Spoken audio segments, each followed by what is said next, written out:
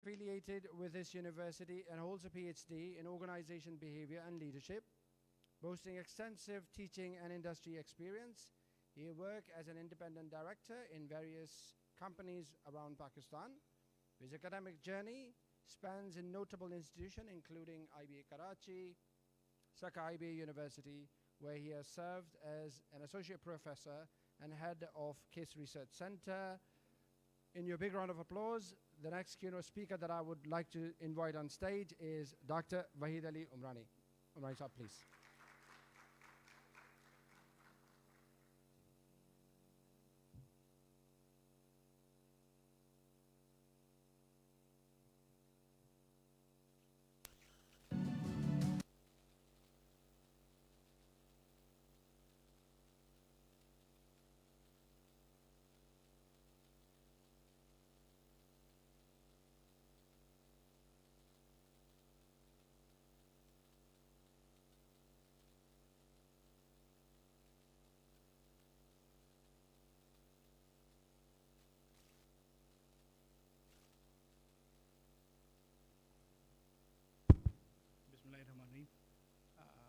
Assalamu alaikum.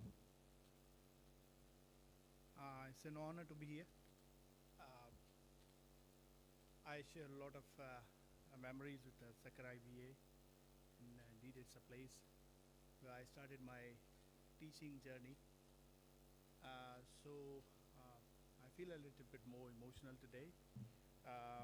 Thank you very much, Sukkur IBA, the leaderships of Sukkur IBA, the Vice Chancellor, the Pro-Vice Chancellor, Shah Saab, Dr. Niaz, and Dr. Niaz, of course, for inviting me.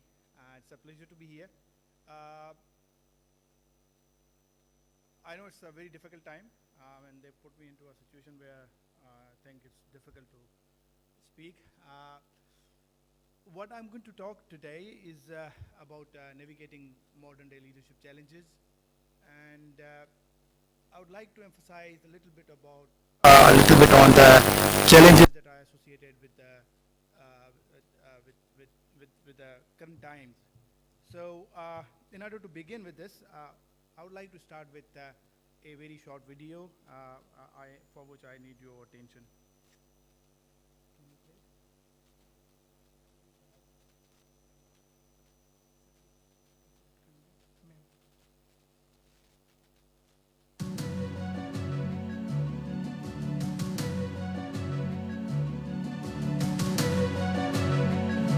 Before you get excited, no, this is not an AI-generated video, but very soon it could be, because OpenAI has just unveiled its latest product. It's called Sora.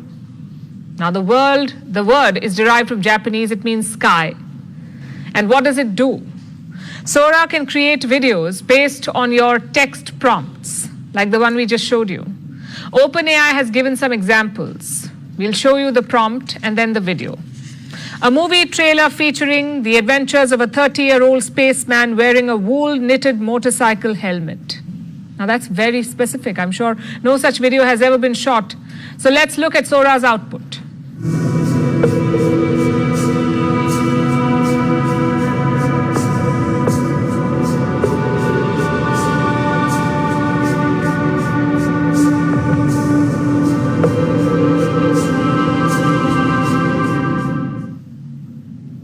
Quite accurate. Let's look at another example. This is what the prompt said.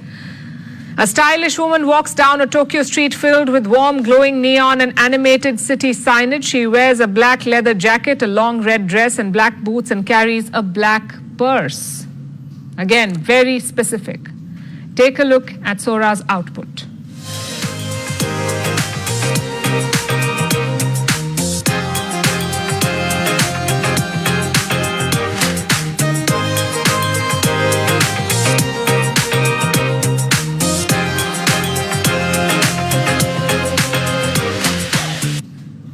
That was an AI-generated video. Let's tackle the obvious question here. How is Sora doing this? Through machine learning. Sora is basically an AI model. It has been trained on possibly tens of thousands of videos, maybe millions. So the responses are based on those clips. Let me explain with another example. This is the prompt. 2 golden retrievers podcasting on top of a mountain.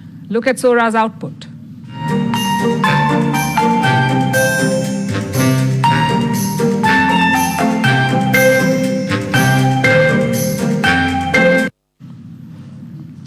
has basically merged different videos in its library. It has videos of golden retrievers. It has videos of mountains. It also has videos of podcasting. So the output that you see is a mashup. It has learned from those clips to generate the output. But sometimes it can go wrong. Let me show you another prompt. Step printing scene of a person running cinematic film shot in 35 mm. Now look at the output.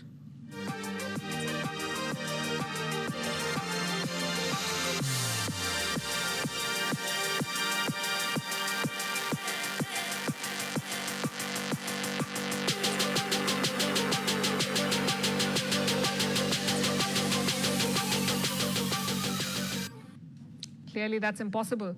You can't run backwards on a treadmill, but such glitches aside, this is very advanced technology. Think of all the uses. You can make stock footage from Sora. You can use it for storytelling, in video campaigns, even in news stories. All of this makes Sora a very consequential tool. So when can you use it? Right now, Sora is not available to the public. Only some creators and researchers can use it. Also, there are restrictions. The videos are limited to 1 minute. Plus no sexual content, no violence, and no celebrity likeness. But we say that's hardly enough. We have gone past the realm of funny chatbots. This is now bending reality. People may dismiss fake news claims on social media, but what if that claim is backed by pictures or videos? Maybe a politician taking bribes, or communal riots, or celebrities doing something wrong, or maybe something as simple as an alien spaceship. It could amplify that fake news. Of course, AI models have some guardrails. They won't let you make videos or pictures of celebrities or politicians, but that alone is not enough. There are many unregulated models out there, those willing to bend the rules. And we've seen examples of that, like fake robocalls by US President Joe Biden or fake porn images of Taylor Swift.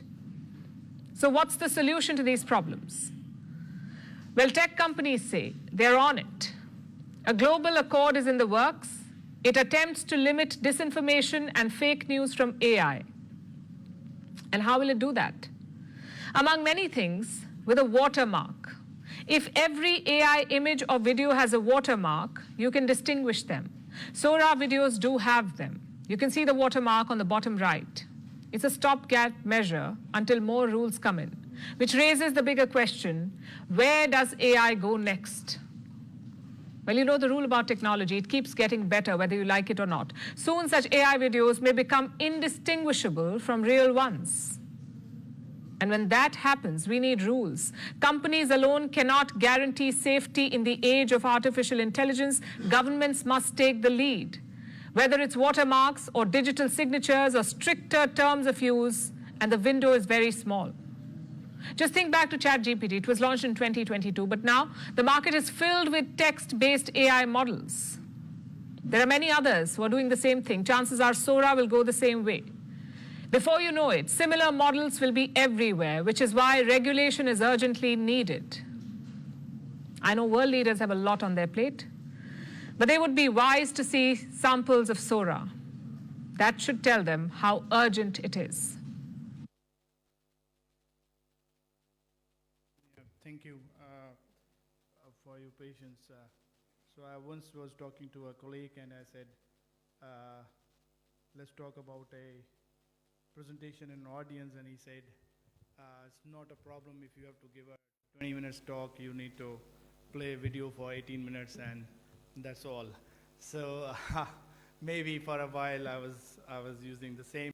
But anyways, I think with all those videos that you, with all that content in the video that you see over here, you understand what is it in terms of leadership, in terms of challenges for leadership for tomorrow over here. That's what is our subject. So let me begin with a very fundamental question, that is, how can business leaders best serve the interest of all their stakeholders when navigating this rapidly changing technological and political landscape? This is what we are supposed to discuss today. In this line, I don't know what is this probably. Uh, in the past, as you know, that the entire focus of the businesses was on shareholder, and today it is shifting more towards a broad range of stakeholders rather than shareholders alone. A World Economic Forum, for example, they surveyed around 10,000 people about fourth industrial revolution. Somebody talked about fourth industrial revolution this morning, and they asked them a very specific question. And the question was, how do you feel about technology, and is it going to make your life better? And to our surprise, not to our surprise actually, the answer that they found is actually splitted. Why splitted? Because people find that there are issues. So one of the major issues that came out of that survey, and we all understand it today, is the trust headwinds. The trust issues pertaining to data and privacy. That's what somehow was also emphasized in the video as well. So we have trust headwinds, we have skill crisis. This is what is going to be the next challenge when it comes to. So one of the things that they suggest is that anything that is worth communicating is under-communicated. With all those technological developments, the governments are not trusted today. There is a deficit of trust in our institutions. There's a huge inclusion problem. There's a large part of society that does not feel that this is going to be good for their future. They feel very disenfranchised. That's what actually, that's where we are heading. Technologies are moving faster in time, and the required skills are going to change, causing the skill crisis. So altogether, things are going to change very fast. Businesses today are hiring for skills, not for degrees, so there should be new pathways to help develop those skills. And one of the examples in this line is having community colleges emphasizing upon the promotion and teaching of and training of these skills. Now, the major leadership concerns are diversity, climate change, technology. 2/3 of the people in the society today are worried that they will lose their job to a robot, according to World Economic Forum. 2/3 of the society, they are worried that they are going to lose their job to a robot. And how do they, the challenge for leadership is, how do they create the trust that is necessary? The challenge for the governments at a larger level is how they can create the kind of experience that is very much necessary. Another challenge, ladies and gentlemen, is political risk. The question is, how do leadership navigate it? The question is, how do leadership, and I mean, how can the organizations try to mitigate it, or try to at least try to eliminate it, or try to at least mitigate those kind of risks that are there. So one of the leadership challenge and a way forward at the same time is authenticity and empathy. That's where leadership needs to look into today. Interestingly, we've been talking a lot about white collar and blue collar. The former CEO of IBM, she wrote a book, and where she started talking. There's an article in Harvard Business Review as well, and where she started talking about the new collar. New collar is a kind of job that is altogether going to require a different type of skill set, and that is going to change the life. And she suggested in that very book 3 things, broadly speaking. Number 1, a pathway to technology. There is no running away from the technology. This is why I started with that video on Sora to help you connect with what is happening today, right? So at the same, on one end, you might be getting a degree in a high school or in a college or in a university, but on the other hand, you're also trying to get into a diploma program or some kind of online courses where you start learning about the kind of skills that are necessary today. The second thing, that they suggest is a change of paradigm in hiring. So the way companies have been hiring so far, for example, in Pakistan, companies look at institutions with reputation, right? So a lot of times when they see IBA on your CV, probably you're shortlisted in many companies, otherwise you're not. So they suggest that there has to be a kind of shift in terms of, and it's not a shift, it's a kind of paradigm shift in their way of hiring the graduates, not on the basis of schools or not on the basis of GPAs alone. They need to look into, and then they really need to move on towards the kind of trainings that are needed today to make the gap. The real threats are data handling. As you saw in the video, the real threats are related to the data and the privacy concerns of the customers. I mean, for how many times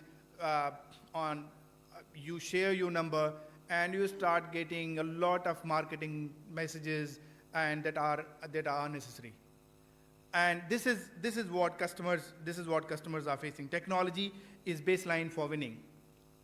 Today, this is in fact very much true that technology is baseline for winning. I mean, you talk about cars, one type of car company against the other type of car company, it's the technology that is going to differentiate them. You talk about air conditions the units that you purchase for your houses, the technology is actually changing, right? One getting more advantaged. You think about or talk about buying a television, again, technology is something that is making a difference, right? Trust, so the technology is a bottom line for winning, and the trust and transparency of your data is must. This is why we say in God we believe, we trust, all others must bring data. Products and digital experiences are important, but what is more important, ladies and gentlemen, is changing how people in your company do their work. This is something that is what companies and the employees at the same time are concerned about. The design experience, the speed, the tools, the net promoter score, everything that is over there, you need to look into it. So it actually raises two kind of broad challenges. One is the willingness of using AI. There's a lot of research already available on this, and to what extent people are willing, and you probably have seen that people are a lot, 2/3 of the, according to that survey, was that they feel that they are going to lose their job. So do we have, as an individual, do we have the willingness to adopt the AI as an employee or as an organization, and at the same time, the ability of using AI?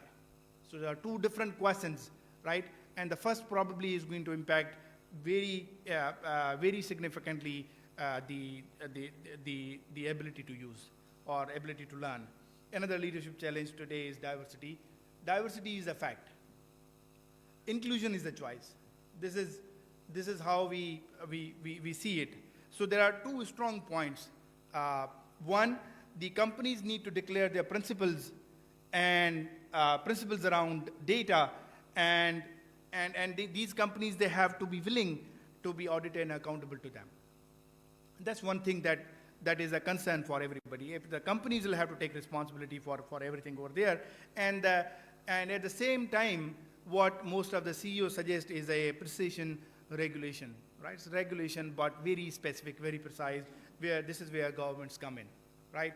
They need to regulate it very heavily. So at the same time, the anchor told you that there are no other models available, but probably there is more that is going to come out, just like Sora, and therefore, leadership as we know it is constantly evolving, right? Shaped by ever-changing landscape, technology, globalization, and the societal shift, right? Based on this, if you look at leadership qualities today, first of all, they have to be adoptable. So the first and the most, in the very basic fundamental or the characteristic that has to be there. And then the ability to navigate through uncertainty and the change with resistance, right? Emotional intelligence, empathy, fostering meaningful connections, and then a couple of other factors that you see. But among these, along with inclusion and collaboration, is the is the attitude towards embracing the technology and leveraging on the potential of innovation and efficiency, right? This is why you see that managing diverse teams across different time zones is on one end one thing, or across different cultures. At the same time, it presents a unique communication and coordination issue, right? Constant upskilling is one of the things that leaders will have to look at, and diversity, equity, and inclusion probably are among the top few challenges that you look at. So the corporations, the collaboration between the industry and academia is the key to address these challenges and opportunities of the modern leadership. By partnering on research initiatives, both sectors can contribute valuable insights and perspectives. If you look at what we talked today, we look at the remote leadership idea, we look at AI-driven decision making. There are a lot of decisions that are going to be where AI is going to be autonomous, right? And they are being made by those robots rather than you as an individual. So how are you going to regulate them and how are you going to control them is one of the question and the challenge. This is why ethical leadership will shape the leadership landscape in the years to come. There probably will be questions related to social responsibility, related to ethics, related to people. So let me quickly take you through some of the implications for researchers. This is how we need to look at it. Particularly, it's been said that people make the place, but it's equally important that the place equally makes people. So the people and place, the way people contribute to a place and the place contributes to people, both of them are very important. But in this, with all this changes happening around us, what is more important, ladies and gentlemen, is the current context. As we discussed previously, is placing special demands on leaders. If we would study it more carefully, probably it'll be more helpful. Some specific questions that I would like to emphasize upon that researchers probably can look into are how should leadership development be designed to develop specific facets of leadership within and between different domains or contexts and for the target population. You can look at various forms of leadership: authentic, shared, paradoxical, instrumental, adaptive, etc. That's where you can look into.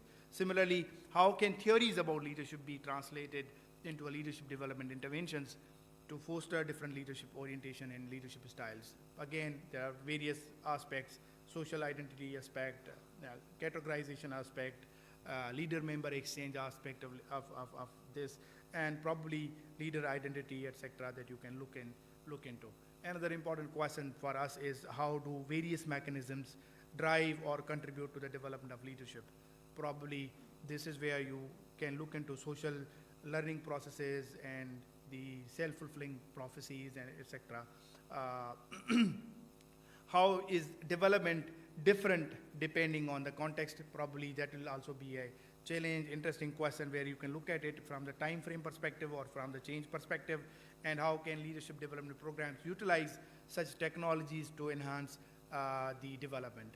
So one of the area that leadership researchers today can look into by looking into technology supported learning, by looking into AI and how it is impacting the learning and the learning environment. How does leadership development emerge within and interact with existing theories of management? Probably with all these changes in the job where according to former IBM CEO, that your jobs are going to change, 100% of your jobs are going to change. Now, if 100% of your job is going to change, I'm not talking about the kind of work that you're doing, probably it raises an important question to look into, for researchers to look into the job design and performance management and career development kind of areas that you can investigate. Another important question is how do the following fields inform the range of skills and competencies that should be addressed in the leadership development programs. Particularly within OB, you can look into voice, courage, feedback seeking, behavior, listening and asking questions kind of areas that will be very important. And how can we establish and advance leadership development as a field to meet standards common in other professional fields, just like medical doctors and psychology, specifically looking into the legitimacy aspect and the professionalization aspect over there. So with that, I'll stop here. Thank you very much for your time and attention.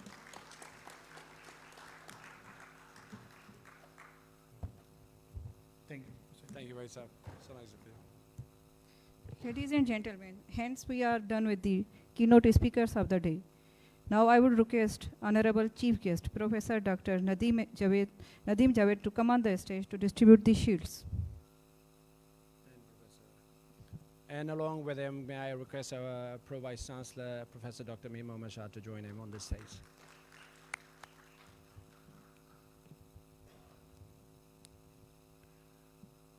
Now I would request moderator of the panel discussion, Professor Dr. Niaz Ahmed Bhutto, to collect the shield.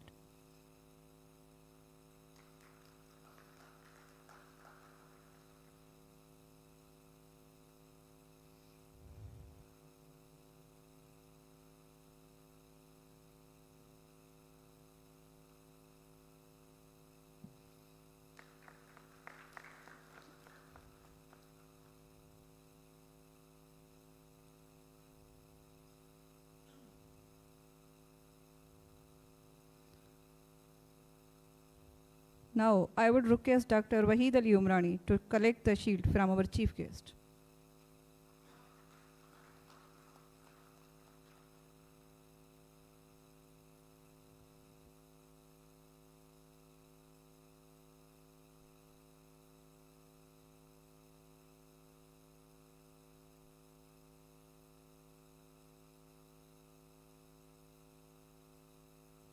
Thank you very much. Thank you, Vaisab. Thank you, Javed Saab. Thank you, Samir Mohammad. So nice of you.